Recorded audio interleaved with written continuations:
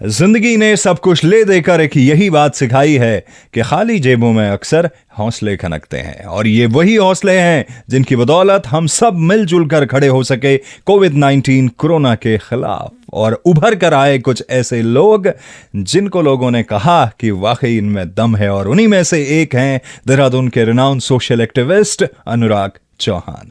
नमस्कार, मेरा नाम काव्य है और ये है एक पहाड़ी ऐसा भी season 3। UPES presents Red FM पे एक पहाड़ी ऐसा भी, एक पहाड़ी ऐसा भी with RJ काव्य। लॉकडाउन कोविड-19 आने के पहले तक शायद ज्यादातर लोगों ने ये शब्द सुना ही नहीं था, पर कोरोना वायरस से खुद की सुरक्षा के लिए हमने इसके नियम कायदों को जिंदगी में अपना लिया। हमें बार बार घर की चौखट पार न करनी पड़े, इसीलिए लोगों ने जरूरी चीजें इकट्ठा करनी शुरू कर दी। बेसिक हाइजीन के तौर पे हाथों को बार बार धोते रहना, इस पे लोगों का ध्यान इस कदर जा चुका था कि महिलाओं के मेंस्ट्रुअल हाइजीन के बारे में बहुत कम लोगों ने सोचा। नेशनल फैमिली हेल्थ सर्वे 2015-16 में जो डेटा सामने आया था, उससे पता चला कि पूरे देश में सिर्फ 36% महिलाएं ही सैनिटरी नैपकिन यूज करती हैं। जब लॉकडाउन लगा तो शुरुआती दिनों में सैनिटरी नैपकिन को एसेंशियल सर्विसेज में काउंट नहीं किया गया था।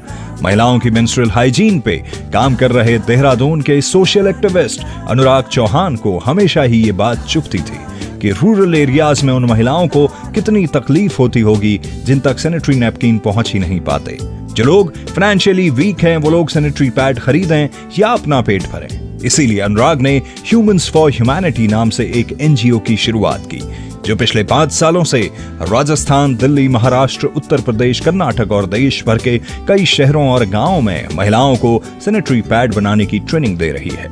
जब लॉकडाउन लगा तब इस ट्रेनिंग का सबसे बड़ा फायदा दिखना शुरू हुआ।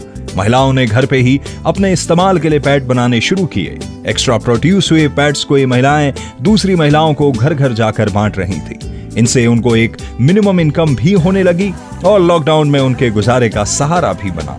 इनफैक्ट महाराष्ट्र में मेंस्ट्रुअल हाइजीन किट्स बांटने के लिए अनुराग ने उन्हीं महिलाओं से सैनिटरी पैड्स खरीदे जिनको इनकी टीम ने ट्रेनिंग दी थी।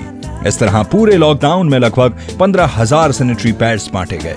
इतना ही नहीं, अनुराग ने कई ऐसी महिलाओं को इकट्ठा किया जो नैपकिन प्रोड्यूस करने में एक्सपर्ट थीं।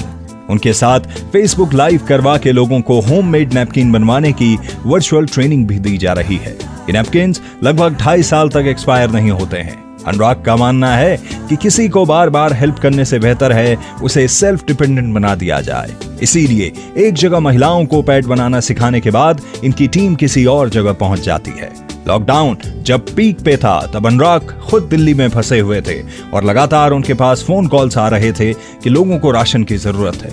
इसीलिए अनुराग ने दिल्ली के कई ऐसे एरियाज को चुना जहां लोग बस्तियों में रहते थे और उन्हें खाने की दिक्कत हो रही थी।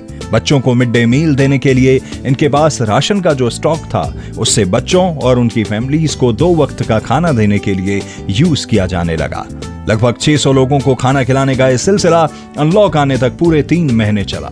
सोशल वर्क करने का ये जज्बा अनुराग को कक्षा 8 से ही हो गया था, जब वो अपनी पॉकेट मनी से ये काम किया करते थे। इसीलिए जब अनुराग ने अपनी NGO ह्यूमंस फॉर ह्यूमैनिटी बनाई तो उसे पूरी तरह से सेल्फ फंडेड रखा। इसमें जुड़ने वाले लोग वॉलंटरी तौर पे बिना किसी सैलरी के काम करते हैं।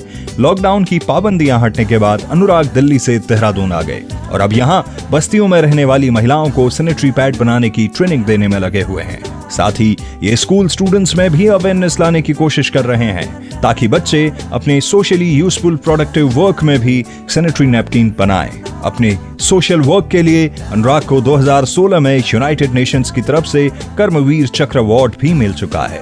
उत्तराखंड की बात करें तो 15 से 24 साल की उम्र में 55% महिलाओं तक सैनिटरी पैड पहुंच ही नहीं पाती हैं। आई होप कि अनुराग की कोशिशों से इन चीजों में पॉजिटिव चेंजेस आएंगे। इनके लिए बस यही कहना है, कोशिश करते रहिए मुश्किल हालात बदलने की। बुजुर्गों से सुना है कि अक्सर कोशिशें रंग ले आती हैं। तो आज की ये स्टोरी आपको कैसी लगी जरूर से बताइएगा। साथ ही अनुराग चौहान आपको कहेंगे हम wish you all the luck, बेहतर काम इसी तरह करते रहिए। और आप देखने वाले अगर आपके पास है ऐसी ही कोई कोरोना हीरो की कहानी तो आप जरूर से हमारे सोशल मीडिया हैंडल्स पे शेयर कीजिए। मेरा नाम है काव्य, ये है एक पहाड़ी ऐसा भी।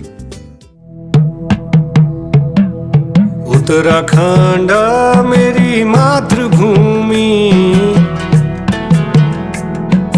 मातृभूमि ओ मेरी पितृभूमि, ओ भूमि तेरी जय जयकारा, मेर हिमाला हिमाला तेरी जय जयकारा, मेर पहाड़ा।